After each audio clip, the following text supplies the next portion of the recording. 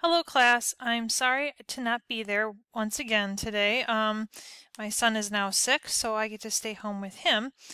You should have the day 2 notes out. We're going to be doing a combination of the day 2 notes and day 3 notes. I mentioned yesterday that we'd be kind of covering 2 days worth of notes, and then the homework will cover 2 worksheets. So we're going to do a little bit of the day 2 notes, and it's just really writing an inequality based on the words that you're given. So like A is less than 5, that's pretty simple. You just got A less than, it looks like this, and then 5. Make sure you know the less than looks like this. B is greater than -3, so you just got B, use the greater than symbol, -3. So these ones aren't too bad. It gets a little trickier, like with number 3. X is no less than 9. So if you think about it in terms of money, like if I said that I have no less than $9 in my wallet, so I don't have anything less than $9. So that means I can't have only $5 or I can't have only $2. I have no less than $9, which means that I'm going to have $9 or more. So that would be 9 or more. X is greater than or equal to 9. So it requires a little bit of thought with the no less. Same with number 4, like at most. W is at most 12. Again, if you think about it in terms of money, if I have at most $12 in my wallet, that means that the most I have is 12. So I can't have 13 or 14 or 15. I have 12 or less, which means that it's W less than or equal to 12. 5 isn't too bad. Z is more than 5. More than is the same thing as greater than. Greater than 5. P is at least 121. Again, if you think about it in terms of money, if I have at least $121 in my wallet, that means that I have 121 or more. So P is greater than or equal to 121. For number 7, a boat can hold up to 500 pounds. That means that the most it can hold is 500. It couldn't hold 600 or 700. It can hold 500 or less. So you can make up your own letter, whatever you want. I'm doing X less than or equal to 500. 500 or less. And then is it a solution? We did this yesterday at the very end. I would just take the number and plug it in. So if x equals 0, a solution, plug in 0 for x. If the left side is greater than the right side, then it works. 0 is not greater than 0, so this would be a no, because it doesn't make sense in the inequality. If you do this one, -2, plug it in, you get less than -1. Is -2 less than -1? Yes, it is. So that's kind of how that one works. Now, on the next page, there are 3 more problems. We are not going to do these. You don't need to worry about it. We did stuff like this yesterday, so I don't think it's necessary. Now comes the day 3 notes. So that's why we combine notes, because the day 2 notes are obviously very, very short. So let's get on to the day 3 notes. So what we're going to do is we're going to do some more solving. We're not going to do too much with graphing, but we are going to do some solving, and it's going to look very much like some things that we did first semester. So something like AB is greater than C. All right, and the directions for these next few are going to say solve for B. All right, so it's a bunch of variables, and we're solving for one specific variable. So we've got A times B is greater than C. Obviously, we need to get rid of the A. So you got to think about, okay, what can I do to get rid of the A? Well, to undo multiplication, you would divide. So you're going to divide both sides by A. These obviously cancel, and we're left with B is greater than or equal to C divided by A. Can't really do much with it other than just leave it as a fraction. So that would be your answer. Number 2, we've got A plus B is greater than C. Again, we're solving for B, so we just need to get rid of the A. Since A is being added to B, we're going to get rid of it by doing the opposite. So you just basically need to remember to do your opposites. And we end up with B greater than, and then C minus A. All right. Can't really combine those, just leave it as C minus A. Number 3, we have 1/2 AB is less than C. So this one's a little bit tricky. We want to get rid of the A and we want to get rid of the 1/2. Let's deal with the fraction first. Now, to get rid of a fraction, you could divide by 1/2. But instead of dividing by a fraction, we're going to multiply by the reciprocal. So we're going to multiply by 2 over 1. And when we do that, the 1/2 and the 2 are going to cancel on the left. All right, you're not distributing it or anything like that, it's just they cancel. So you're left with AB alone on the left side. And then C times 2 is going to be 2C. Then once you have this, it's very much like number 1. You just need to get rid of the A. Since they're being multiplied, you divide. And you end up with B is less than 2C over A. And that's your answer there. All right, some of the things to keep in mind, if you're going to, remember yesterday we learned how if you divide or multiply both sides by a negative, you flip the inequality. Don't forget to do that when you're doing these problems as well. Let's see, let's try another one here. Let's say that you have 2C plus 4D is less than 12E. And we want to solve for D. So we've done a whole lot of solving already with, last unit where we had to solve for Y or solve for X.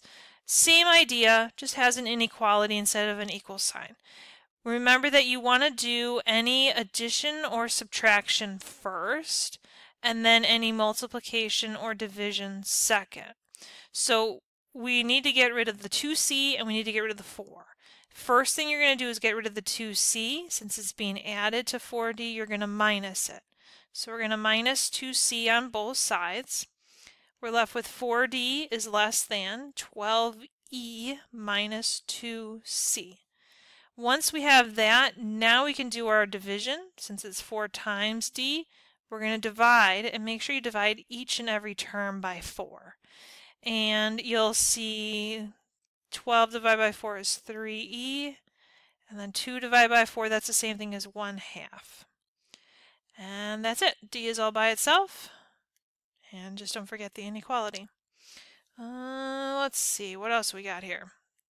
How about this guy? Actually, this one I'd like you to try. So what I'd like you to do is to, pause the video after I finish writing it and see how successful you are doing it on your own.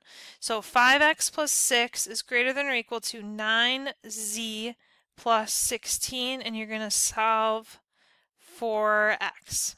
Okay, so pause the video, don't cheat, pause it, and try it out. And then press play and you can see how I solved it.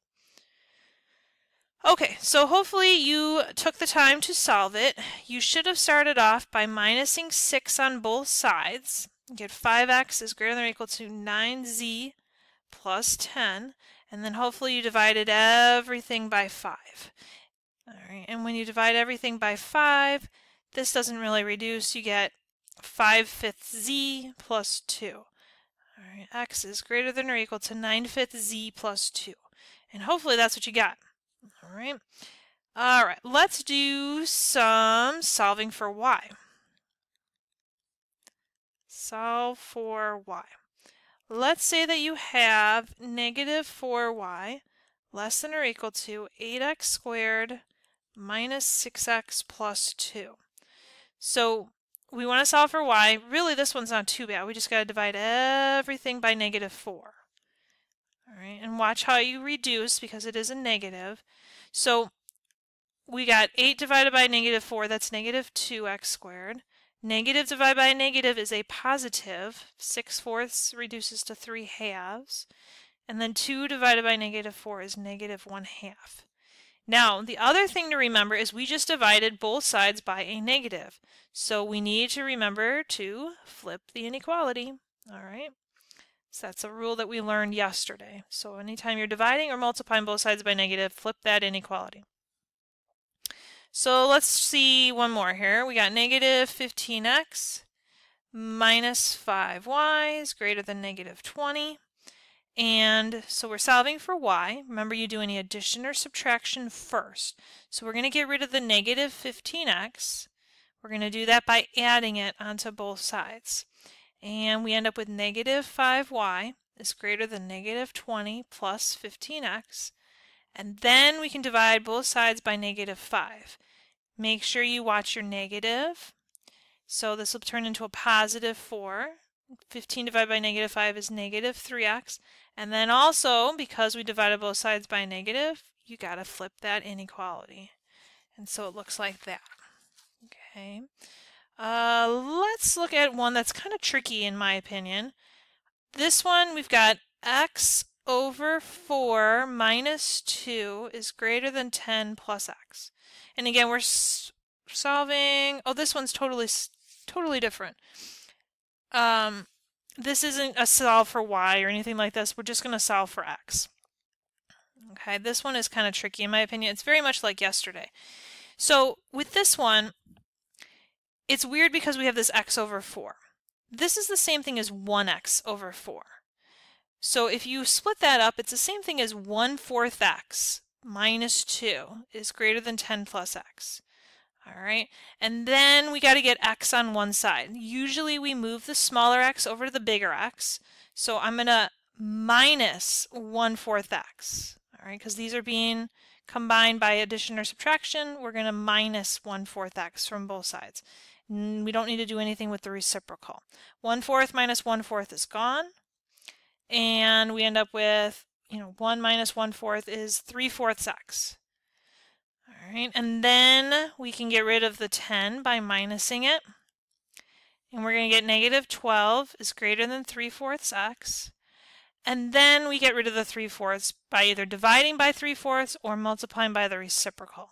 So I'm going to multiply by the reciprocal, and we're going to get negative 16 is greater than x. All right. If you rewrite it so that x is on the left and the number's on the right, that's the same thing as x is less than negative 16. Okay. So that's the main gist of the notes. I'm going to have you try one, and again, I'd like you to pause the video to actually try it. Don't cheat. So here's the problem. You're going to solve for y in this particular problem. Negative 6x plus 12y is less than 40. So go ahead and pause it and try it. Go. All right, so for this problem, what you should have started out doing is any addition or subtraction. So you add 6x to both sides. You have 12y is less than 40 plus 6x. And then you want to get rid of the 12. You divide everything by 12. So you have y is less than, and you're going to reduce this because it doesn't divide nicely. You get 10 over 3 plus 6 over 12 is 1/2 x. So you should have ended up with y is less than 10/3 plus 1/2 x. All right, fractions are totally fine. Don't worry if you get fractions. So hopefully this is all pretty good. It's pretty similar to stuff we've done in the past. You're supposed to now work on worksheet 2 and worksheet 3, but only do the odds. So you're going to do problems like 1, 3, 5, 7, etc. from worksheet 2 and worksheet 3. So give those a try. Answers again are posted on Canvas, and then on Monday we'll review everything, and Tuesday, don't forget, is your quiz. So the quiz is going to cover this stuff as well as yesterday's material. All right, good luck, happy Friday, and have a good weekend. Thanks.